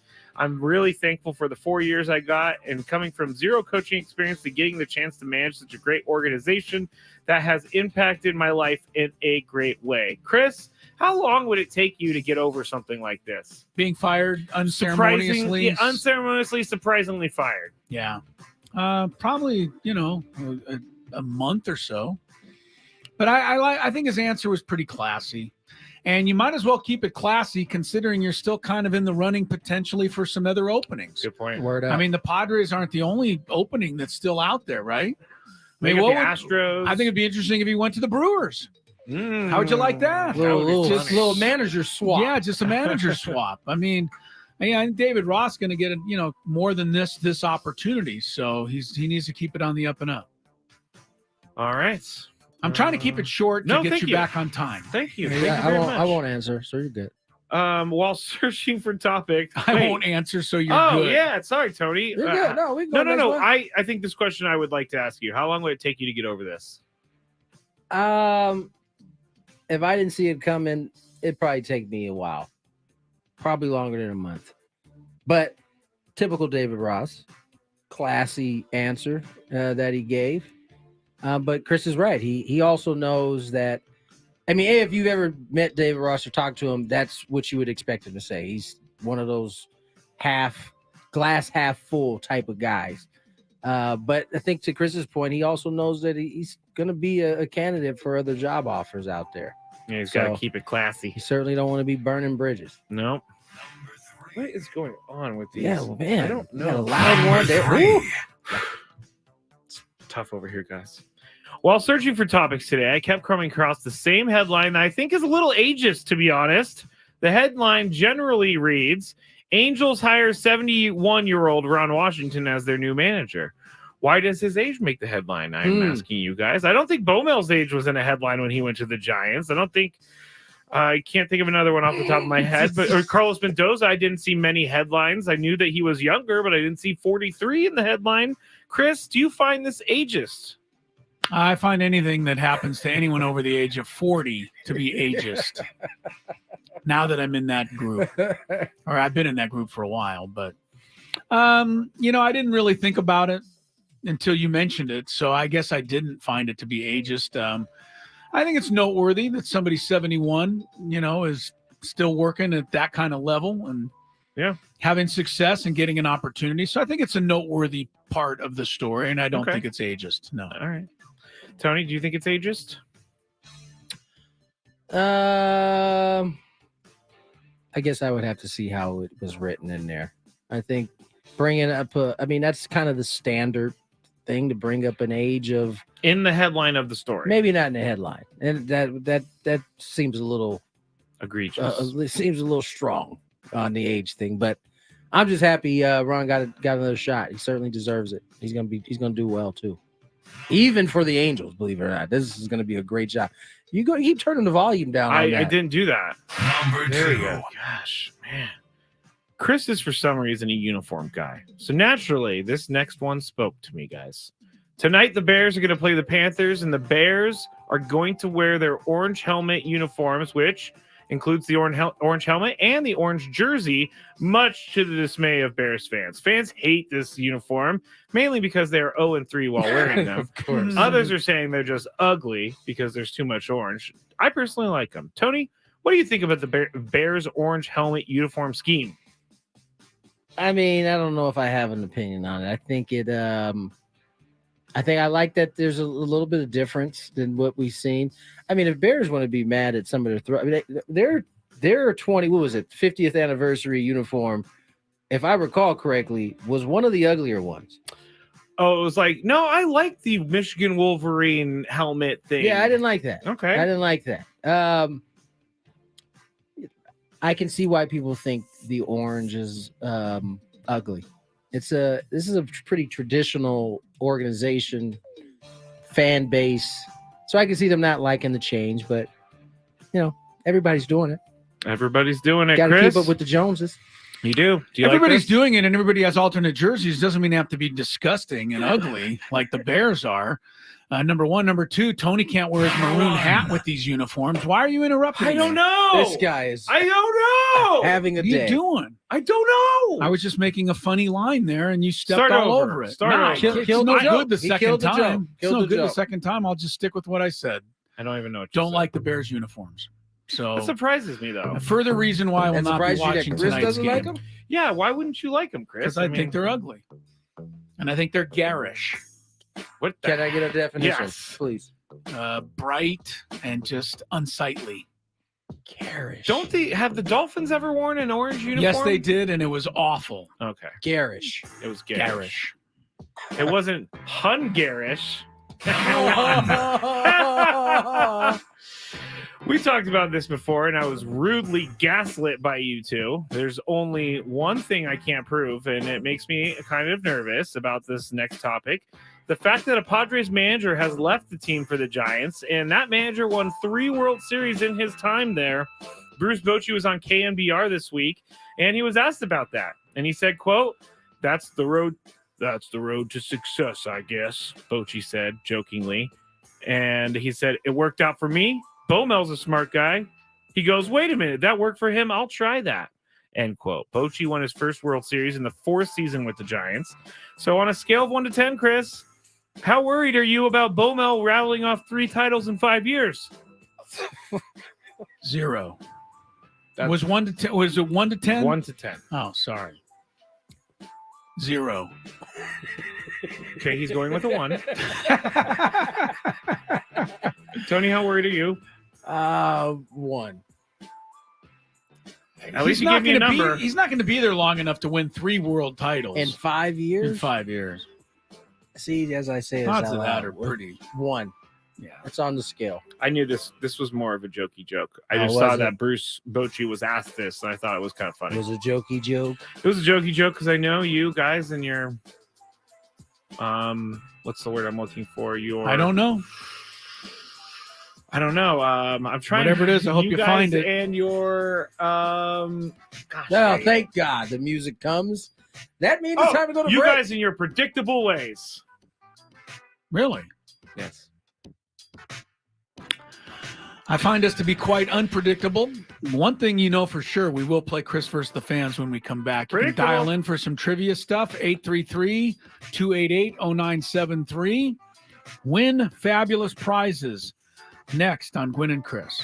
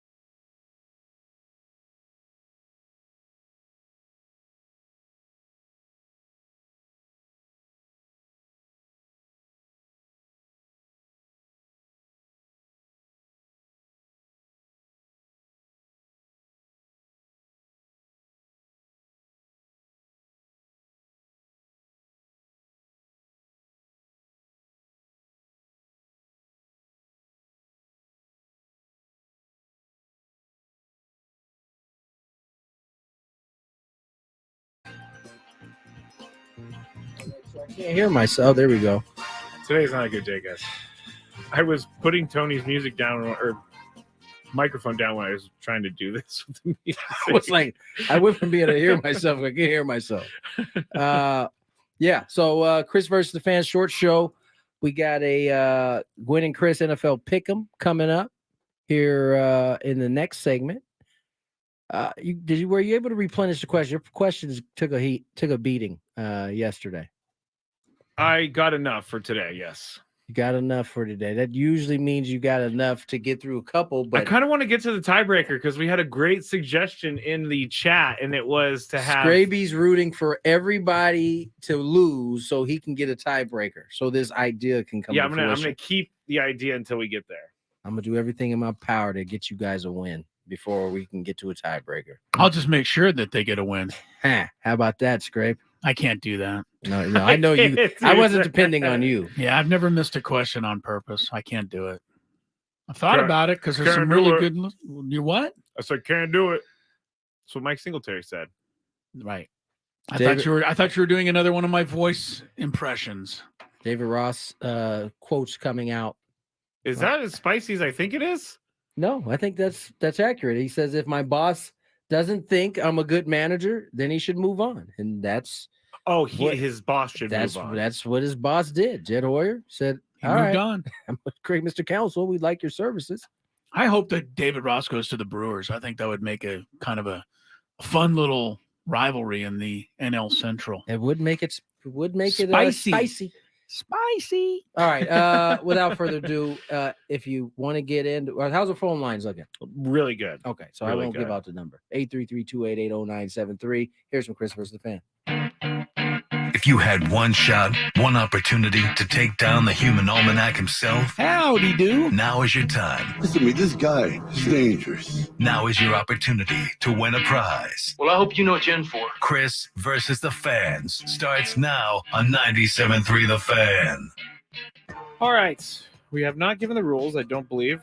Well, no, we haven't, but we haven't given the prize. You will be qualified for the grand prize, a 2-night stay at Resorts World Las Vegas and 2 tickets to Luke Bryan. Country music superstar Luke Bryan has announced the final shows of his record-breaking Las Vegas headlining engagement at the Resorts World Theater. The 5-time Entertainer of the Year has fans on their feet in the high-energy electric performance that features only in Las Vegas production elements. Final show dates run December 29th through January 6th. Tickets on sale now at rwlasvegas.com. Plus, you're going to win a pair of tickets to Green Day at Petco Park on September 28th. Tickets go on sale this Friday at 10 a.m. on Ticketmaster.com. The rules. You have to make it through 3 questions. Each question will get more difficult. If you get the question right, you move on. If you get it wrong and Chris gets it right, you are eliminated. But if Chris gets it wrong, then you move on to the next question or you win. Nice. And if you're first time player, let us know before we get into it. You get the first question for free. Joe, you are our first contestant. Joe, welcome to the show. Thank you, gentlemen. How you doing? Doing very well. Good. Here we go. First question. Good. What Disney character also doubles as the University of Oregon's mascot? Donald Duck. Donald Duck. What? Donald Duck doubles as the Oregon mascot? I think they basically have the same duck, right? He says all ducks look alike, is what he's basically telling you. I don't think that's Donald Duck. I don't think Disney would just let Oregon use that. Okay, Disney's pretty stingy with their stuff. Yes, they are, but I believe that the duck is a Donald Duck lookalike, maybe, or used to be. All right, but either way, I'm gonna give it to Joe just because I don't ever want to By the way, ladies and gentlemen, this is my favorite part of the show. Yeah, I don't want to deprive the listeners of a correct answer just because it turns out it's a dumb question. All right, he's not. He's not like exactly like Donald Duck, but it is looking like a duck. All ducks look alike, huh? All right. You're hilarious. That was one I made up off the top of my head. I'm just gonna I made it off the top of my head. He just assumed it was Donald Duck. My memory plays weird tricks on me. All right, Joe. Here we go. Question number 2. That's amazing. Which Watt brother is the youngest Watt brother? TJ. Wow, nice job. How would you ever get that? Is the youngest. Who's the middle brother? There's another one? Oh, that's the fullback. Yeah, didn't he play for the Oh, Chargers? I didn't know there was a third one. I didn't even know he was a possibility. I can't remember. He might be he was with the Steelers at one time too. Yeah. Here we go. Question number 3, Joe. Your chance to qualify. Joe, are you skydiving right now? No. Okay. No, I'm good. Just want to make sure. Here we go. Question 3. Which kicker set a record in 2007 by kicking 74 extra points in the season? What year was it? 07. Let's go Adam Vinatieri. Adam Vinatieri. Ooh, I thought that was going to be a winner. Stay there, I Joe. like that guess. Stay there, Joe. 74 extra points. Obviously, the team scored a lot of touchdowns, but I can't remember which team that might have been. So I think Joe's in pretty good shape here. I don't even have a guess. Who was the Rams kicker back? No, the turf was 2001. The greatest show on turf. Gary Anderson, Vikings. Gary Anderson. He did kick for Yeah, but I don't think Him it was and that Morton. year. Yeah, I don't think it was that year. Yeah. Wow, All right, Joe. Good for Wow. you. Good for you. Sweet. Good Stay job, there, Joe. There you go. Steven Gostkowski. Yeah. Oh, he had taken over for Vinatieri. Patriots. That was the Randy Moss year, yeah, wasn't it? when he said Vinatieri, I thought he had it because I Me was too. thinking of that Patriot team, but I didn't. You know what's funny? I didn't know that Gostowski had taken over when- that early. When Joe said Vinatieri, I immediately envisioned him in a Colt uniform. I forgot that he was Patriot until you just Didn't he kinda said win it. their first Super Yeah, Bowl by making yeah. that kick? First Yes, two. he's the First two. couple, yeah. Yeah. All right, So, very good, Joe. All right, hang on the line, Joe. The chat is saying that Disney's going to sue me for assuming that Donald Duck was the First same. of all, I just love the fact that that's where your head is. It was like, oh yeah, Donald Duck is definitely doubling as the Oregon mascot. Yeah. Yep. That is such a Skraby It thought. really too. is. It really is. Because I And saw it in my head. The funny thing is, Joe answered it because he was like, Yeah. "Oh, okay, yeah, I can see And that." did you know that the Kellogg's company is going to sue LSU for using the Tony the Tiger. Tiger as their mascot? Really? Because all tigers are the same. If all ducks are the same. I think that I'm just going to let it Don't- go. yeah, just I'm don't just go gonna no let it go. further. You know what? Just drop Sometimes it. just take the L. Take the L Doesn't this and guy come look back like and play Donald Duck again. a little bit? It doesn't matter how much he looks like Donald You're right. Duck. All right. I give up. Disney has the market cornered on Donald Duck. I relinquish. It's a lifetime contract. You can't get out of that. So he's stuck forever. He's never getting out of that contract. Poor Donald Duck. Yeah. Did we finish up the Silver Slugger Award winners? In the National League, it ended up being William Contreras at catcher, Matt Olson at first base, Luis Arraez second base, Francisco Lindor at shortstop, Austin Riley at third. Outfielders, Ronald Acuna, Mookie Betts, Juan Soto. DH was Bryce Harper. Utility, I don't really understand. Is this Cody Bellinger? Does that just mean they could give an award out to anybody at any position? It kind of sounds. Actually, there is kind of a or debate was he right a now. utility player? I don't last recall. year? I know he played a ton of center. I don't know if he played anywhere. I don't else. recall him playing anywhere else. Let's find out. Here's the debate because Bryce Hipper. Jeez, man. Bryce Harper hit 11 home Bryce runs. Hipper. How many mistakes can one guy make in one show? I don't know. I'm getting close, though, Chris. I'm getting close. The controversy is Bryce won the Silver Slugger at DH, but most of his production came as a first baseman. Marcelo Ozuna had better numbers as a DH. So how could he, why would he be eligible? Sounds like they for just the wanted DH? Bryce Harper to win one, and since he couldn't get one at first base because Matt Olson had 54 home runs, they stuck him in there at DH. And it sounded like they want Cody Bellinger to have one too, since he couldn't beat out any of the Marcelo outfielders. Ozuna hit 40 home runs last year? Yeah. Wow. And they were asking for him to be taken out for a long time. The Atlanta fan base there, and because he was struggling so bad. Oh, And, because well, they also were still upset at some of the off-field goings on. let's see. Trying to look at Bryce's positions this year. Bryce Harper. Hipper. Bellinger played 59 at first and 84 in center. That's fair. Then if that's utility. Okay, so he did play a lot of first base. Give me Bryce's. Do you have his DH versus breakdown for Bryce Harper? I don't have it. I have it. As a DH, he was 11. He had 89 games as a DH, and he only had 36 as a first baseman. So that's enough. I don't know what the debate is on that. Yeah, good enough for them. Because he actually did most of his hitting while he was a first baseman, according to the debate I found. How is that? I mean, he had better numbers. Yeah. Oh, okay, well, they don't count it like that. Because if that's the case, they're not counting. I guess Bellinger's could count for both. Yeah. But, he's DH. He mainly DH'd 89 games, more than half of the games. All right, mystery solved. American League winners Adley Rutschman at catcher, Skraby. Yandy Diaz, Marcus Semien, another chance for you to boast how great you are at fantasy. I don't have Marcus Semien. So. Corey Seager, Rafael Devers at third base, Kyle Tucker, Julio Rodriguez, Luis Robert, Shohei Ohtani DH, Gunnar Henderson, utility. You only had one of those guys? Yeah, it's surprising, huh? In the American League? Is it surprising? I didn't know it was when you win the championship, you have lots of good players. Real quick before we go to break. I can't wait till there's another season played so that he doesn't have to be the champion anymore. Rumor has it Chris Ello may be hopping into this league. He may be, but he really doesn't want to put up with Skraby. I really want you to get in so I know you do, but what if I go up against Skraby and I don't beat him?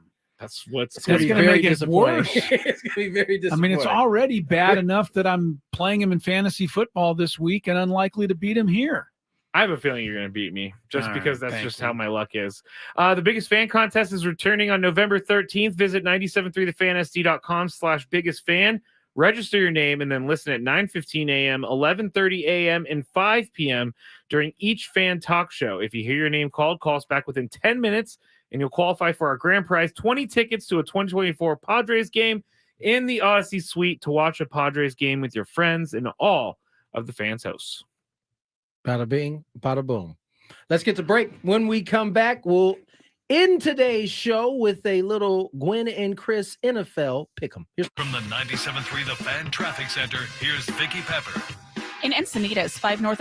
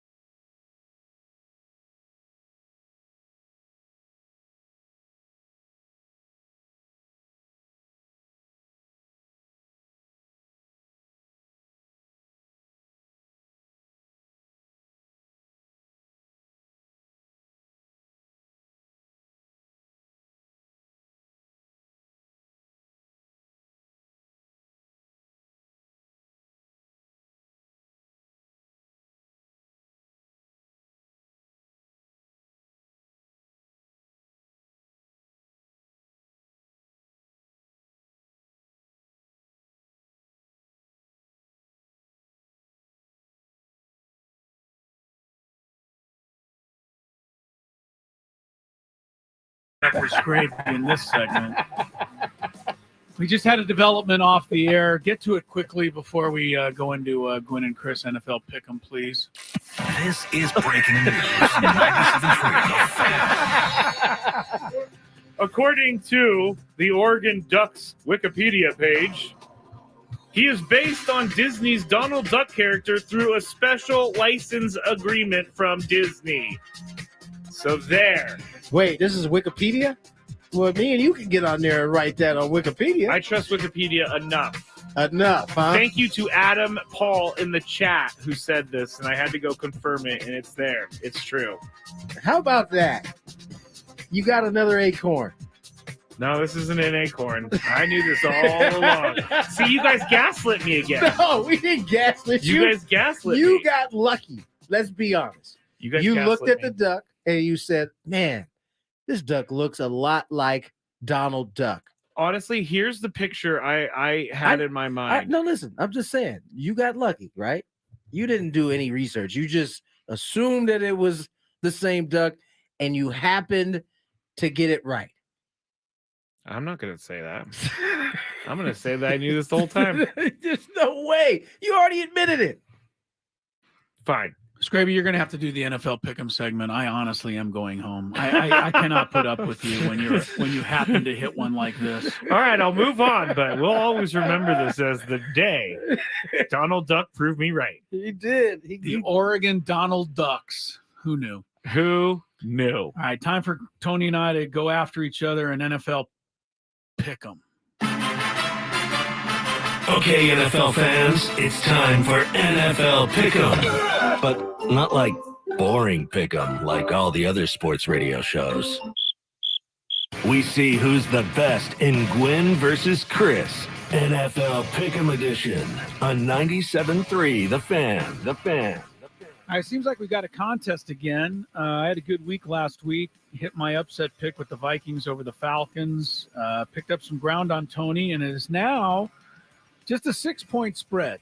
You led by as many as 13, I believe, a few weeks ago. So things are tightening up. We'll see if that trend continues.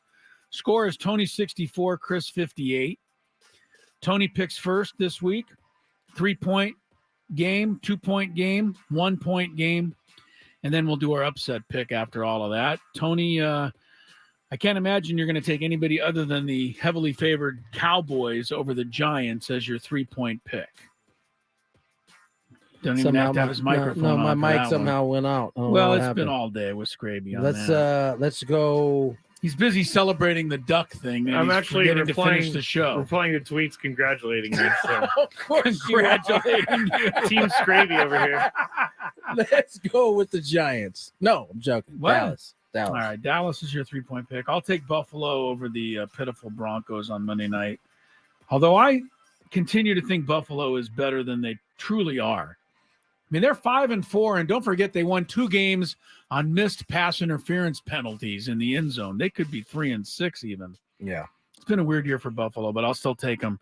2-point game, Tony. Who do you like here? Cincy. At home. Over Houston. Okay. I thought you were going to take Baltimore over Cleveland. I had kind of scouted this all out. I don't feel great about that, though. Yeah, that's why I didn't. I feel better about Seattle at home against Washington.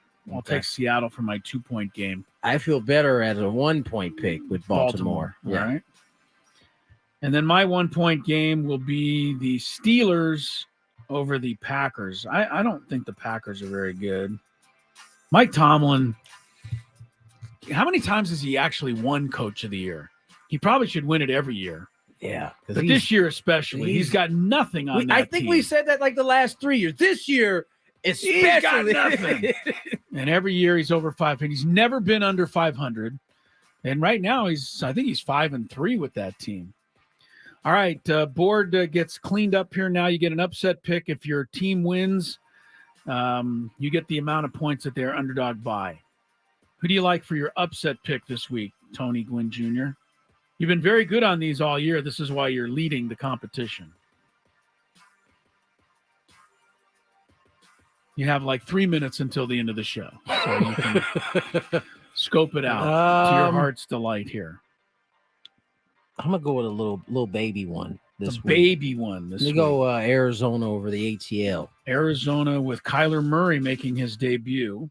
They're a 2-point underdog at home, though. Yeah. I'm also going to go the home underdog here.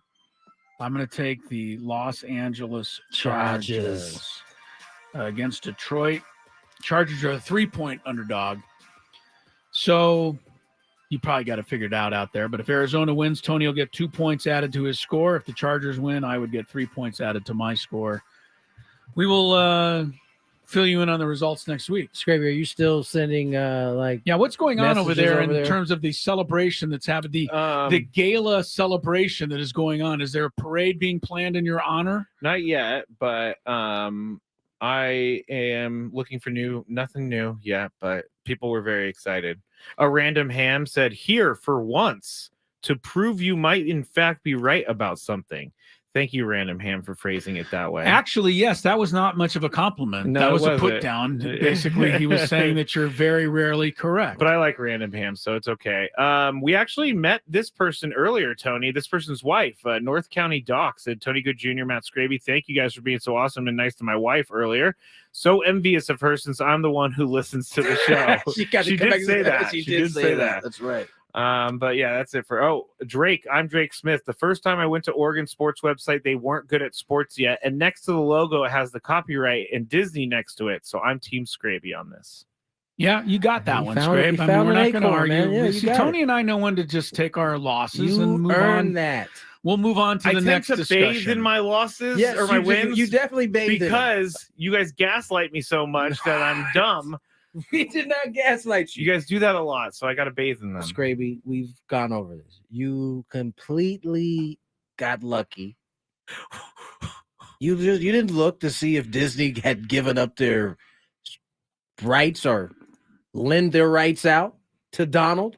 I talked to, but you got lucky. I talked to Donald. He said, I'm happy for you, man. Thank you. You need to win. You need to win every once in a while. I'm happy for you too, Skrabe. Thanks, guys. It was really I'm gonna ride off into the sunset. Really kind of an interesting. There's an interesting deduction that you made. Okay. That Donald Duck would have something to do with the Oregon Ducks. It was such mascot. It was such a great. Turns out you hit it. Unless Tony, we come back into work tomorrow. And discover that Wikipedia has been edited out the Disney reference. I would not, because it's possible that some listener just typed it in 100% and then told Skraby to look there. I would not put it past Skraby and his team. I am going to the Oregonian right now. The Oregonian, and it says that Disney and University of Oregon mascot parted ways back in when? I don't see a date the on 50s. This. Oh, 2010. Okay. 2010. Okay, so 2010. Okay, you still okay then. That's fine. Yeah. All right, good for you, Skrabe. That's going to wrap up our program today. Over. I believe tomorrow's show will be Sans Tony Gwynn Jr. He's got that's correct. Other things to take care of. So it'll be Skraby and I left to our own devices. Oh. Yes. Oh, you guys are going to get along so Look out for that show now. tomorrow. Don't want to miss any of it. It starts at 2:00. It'll include a countdown. We'll get you ready for the Aztecs at BYU tomorrow night, basketball, and all kinds of fun stuff. So we'll see you then. Enjoy Monday night or Thursday night football, which will be hard to enjoy, but give it your best shot. Bears and Panthers coming up next on 97.3 The Fan.